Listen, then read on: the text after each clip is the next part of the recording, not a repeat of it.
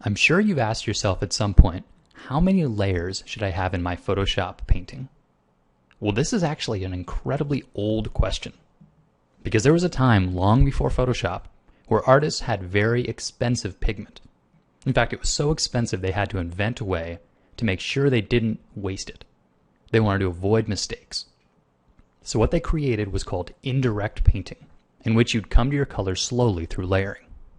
So I want to give you a quick overview of the two primary types of painting, so you can consider them when you're making your choice about how many layers to have in your Photoshop document.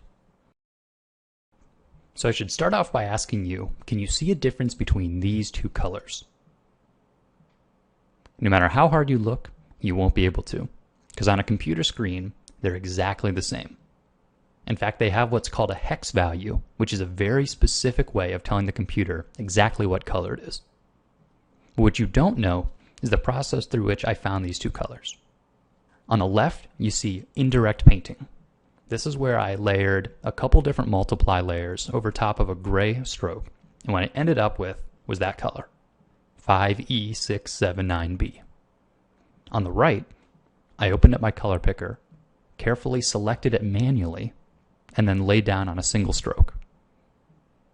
And what you're seeing here are the two primary types of painting: indirect on the left and direct on the right. If you're using direct painting, odds are your layer stack could be very short. You could do 2 or 3 layers for the entire painting. On the other hand, if you were using indirect painting, you would probably have more layers, which could slow down your computer. So each has their own benefits, and they also have their own downfalls. It's generally harder to do direct painting because you don't have the benefit of finding your values and finding your colors through layering. You just have to pick a color and go with it. But if you can do that, it ends up being a more lightweight, quick workflow. Because unlike those painters from hundreds of years ago, you don't have to worry about certain pigments costing more than other pigments. You can use any color you want. But indirect painting has a great way of avoiding risk.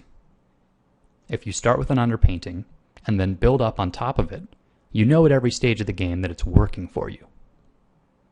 I like to recommend indirect painting to beginners because it's a great way to build up a drawing slowly, also knowing that it will have a few more layers in the long run. But that's okay because you can flatten them down as you go. But if you're really feeling bold and have good observational skills, try some direct painting where you pick the colors on your color picker and apply them directly to the canvas. So hopefully this will help you decide how many layers to paint with as you're painting and know a little bit about the history of it all. Thanks for watching.